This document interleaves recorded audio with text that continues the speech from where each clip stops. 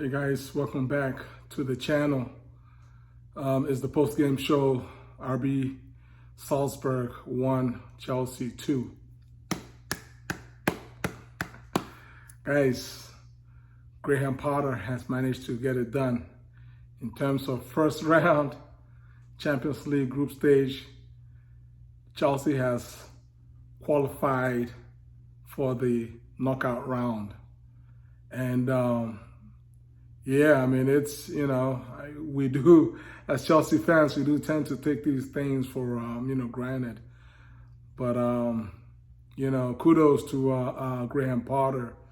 When he, took over, Chelsea had 0 points. And after his first game against RB Salzburg at home at the Bridge, it was a 1-1 draw.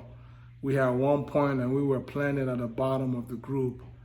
It was looking dire. If you told me then that we'd be sitting right now with a game to spare, having qualified and possibly, if not likely, wrapping up first place in our group, if Zagreb does not beat AC Milan today at home in the next few hours, then Chelsea gonna wrap up first place, and our last game is just gonna be the proverbial dead rubber game for the bench players to now play, and we can Potter can finally rest some players, because we have lots and lots of league games to play between now and before the World Cup starts. And right now we're we're in a really tight spot in the top 4 race. So yeah, let me not get ahead of myself. Kudos to the boys. I had mentioned it in my pregame show that this is one of those games. Listen, when you have a brand new manager taking over after the season has started, it's not about how the performances are, because he hasn't had the benefit. Porter has not had the benefit of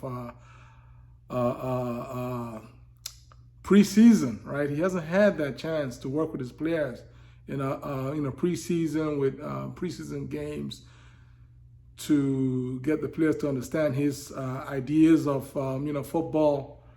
And so he's just kind of just trying to make things happen on the fly, and it's not always going to look pretty, and not with outstanding. Yes, he's made some moves that in hindsight he shouldn't have made, right? But then on the flip side, our players need to kind of do a little more to help Potter to validate the coaching choices that he has made. And this game is a classic example in that this first half, in reality, guys, this game should have been over at halftime. Chelsea should have had nothing less than 3 goals by the end of the first half. I mean, Aubameyang missed a 1-on-1. I mean, Havertz just laid the ball on a plate. All he had to do was just be calm and just lift it a little bit.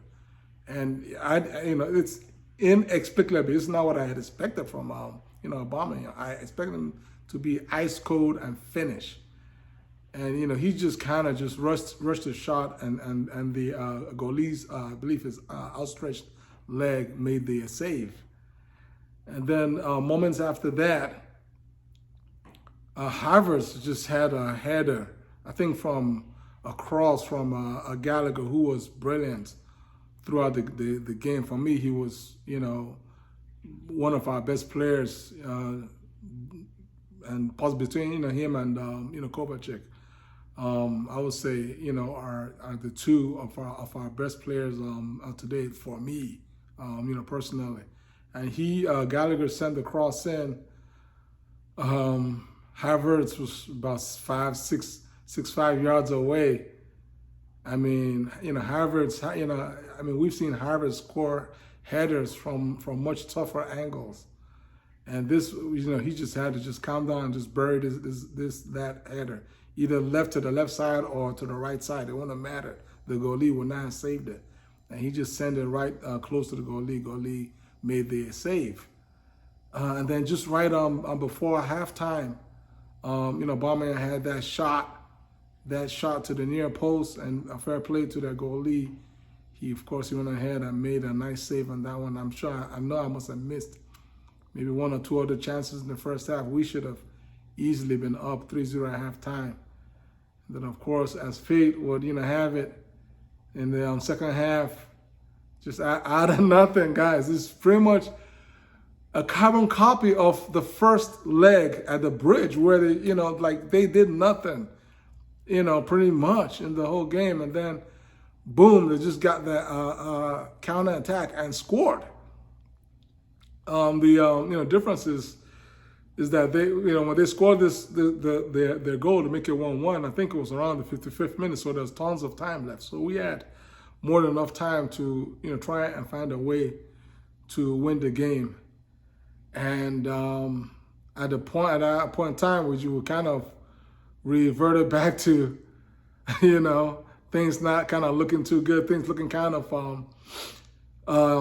dicey and, questionable. It was a bit, 50-50, Kepa was, missing, judging some area balls and whatnot. We were getting, clearing balls from the line. They were clearing balls from the line.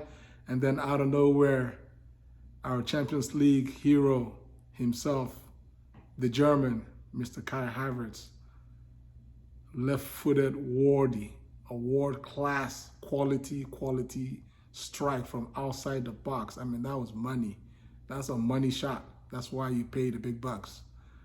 And, we just hoping, we know that Havertz has that type of goal in his locker. We know he can do that. He just doesn't do it enough times. That's the problem for Havertz. You guys, just too much quality, but he just doesn't understand how to make it work, how to put all that stuff together and make it work in a consistent basis.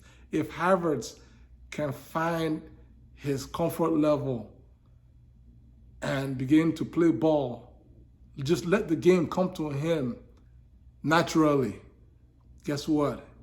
You're going to be seeing more of those type of goals from Kai Havertz, because Havertz is quality. And then we just, in typical Chelsea fashion, it was just a matter of being, professional. Whereas, hopefully we learned from the Man U game that we didn't see out. We just went on ahead and it was all hands on deck, eyes on deck, concentration, discipline, focus. And they saw the last, whatever it was, 20 minutes out. And we hung on for the 2-1 draw, and we have, qualified. So, guys, how do you feel about today's result? 2-1 win away at RB Salzburg. I believe it's their first home loss of any kind since sometime back in, I believe, last season, like February or so, last season. So, yes, we have qualified. We can now sit back. Potter can sit back. He can concentrate on the league. Consolidate our top four, fighting of teams to begin to crawl up the top four, ladder. Hopefully, at least before the World Cup break. Guys, please like this video, comment below, share this video, and subscribe to my channel. Take care. God bless you all. Peace.